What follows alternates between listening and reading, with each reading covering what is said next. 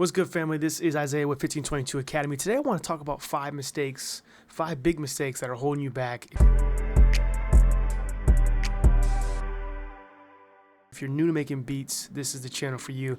We're here to help new beat makers go from new beginner to a confident beat maker. Okay, that's our whole purpose. We want to make it simple, we want to make it fun, and we want to prioritize we want to prioritize progress over perfection. All right, so I want to talk about the beginner's guide to beat making, and I want to go through my book real fast and just share the 5 things I think that are, really, 5 mistakes that I made, honestly, and hopefully you can avoid them altogether. So the first one I want to talk about is chasing perfection instead of progress. I mean, we just talked about it. It's part of our philosophy here at 1522, but you cannot get caught up in perfection. Mixing tracks for 2 hours, 3 hours. It doesn't get you anywhere. All it does is eat your time up, and it stops you from moving forward. Because I know when I was, and this, honestly, I still struggle with this from time to time. I don't feel qualified. I feel like I have to be better and better and better.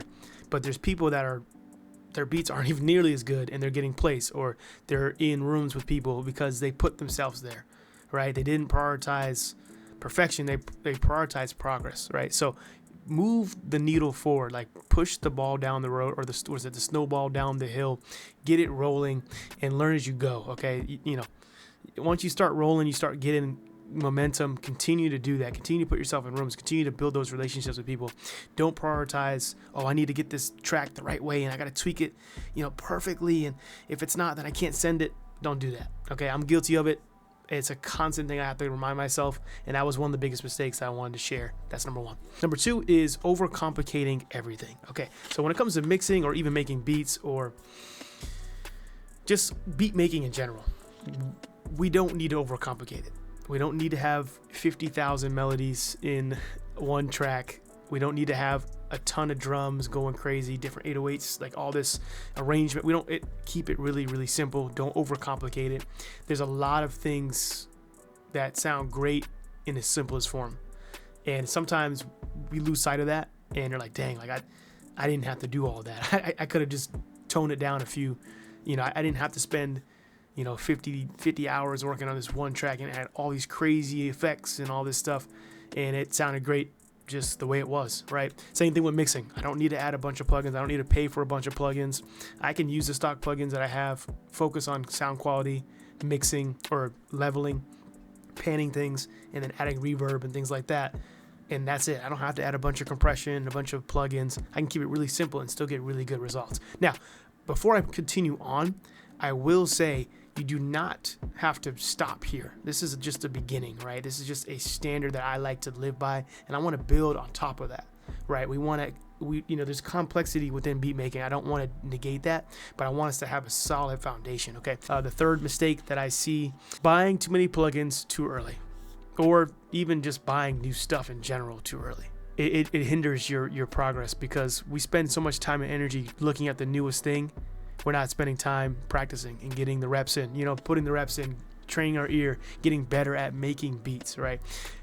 The new stuff, the new plugins, the new equipment will present itself. Same concept with plugins and honestly anything you get for music production stuff, any equipment or plugins or anything. Grow into it. Don't just buy a bunch of stuff and expect your tracks to get better. Grow into those things and you'll appreciate them more too, I'll be honest with you. A lot of stuff I've kept, like my audio interface, for years. I've kept stuff for years, before it's time to upgrade. Not to mention, it can be very costly, and it's not really doing you any good if it doesn't give you an instant result, or I wouldn't say instant result, but you don't get the full potential out of it if you don't understand what's fully going on. So, long story short, take it slow. Invest more into your time. Invest more into mentorship. Invest more into practicing your skill, so that way, when more money comes along, more opportunities come along to upgrade, you'll be in a good place for that. Let's go to number 4. So number 4 is going to be, and I have to keep flipping back, ignoring sound selection. Man, that should be number 1. But anyways, I talk about this all the time. Sound selection, sound selection, sound selection. It's so vital to your production. In the beginner's guide to beat making, you can find some of the best sound kits or plugins that I have recommended that I actually use. I still use some of them, and they're great. So I'd recommend checking this out. Link is in the description. I'm gonna keep reading. Let's go to the next one. This is the last one, and this is really important. Not finishing your tracks. Man, I'm guilty of this, so I'm preaching to the choir. I am guilty of this. I had my best friend come through, and he was like, "Yo, look, man, show me some of your tracks." I mean, he's been with me since the beginning, like before I just had an interest in making beats, so he knows me really well. He's like, "Man, show me what you've been working on." So I started showing him some tracks and stuff like that. He's like, "I already heard that. I'm like, all right, cool. Let me show you something else." And I pull up these tracks, these unfinished tracks that I have, and he's like, "This is just a loop, man. This ain't done. What is this?" I'm like, "Bro, this sounds good, all right." "Yeah, it sounds good, but it ain't finished. You didn't even finish the track." Humbling. This is I'm talking to myself. Humbling. This can make or break. I mean, it does make or break a lot of people. Like being consistent with finishing tracks, getting them out, putting them where they need to be. If you're selling them, or if you're like selling beats online, or placement deals, or what have you, finishing tracks, getting them out, and having a catalog is so important. That's kind of what I'm doing now with building out my 1522 Beats channel for Christian hip hop artists. That'll be a link in the description for that. Building that out is important, as well as just finishing tracks. It teaches you discipline. It helps you to get that muscle of finishing tracks, like build that muscle of, hey, I'm gonna finish this track no matter what. Even if it's not my favorite beat, I'm not really vibing to it like that. You gotta make music, you gotta make those tracks and finish them. So those are the 5 biggest mistakes that some of them I'm still learning and growing in, and I thought they were very valuable. Again, you can find all that in here. There's some more details about those mistakes and a bunch of other stuff that I felt was really valuable and I wish I had when I first started making beats. Okay, so check this guide out. This is a physical copy. Instead of sending it to you, I'm just gonna send it, or through the mail. I'm just gonna send it a digital copy for free, absolutely free. Link in the description. You can check that out, and we'll send it right to your email box, and you can check it out. Put it at your, maybe print it off, put it on your desk, or you can keep a digital copy and keep that on your desktop, and you can pull this thing up anytime you need some assistance.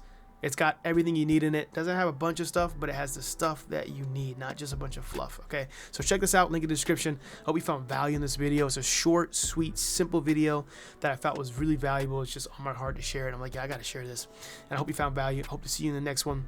Peace.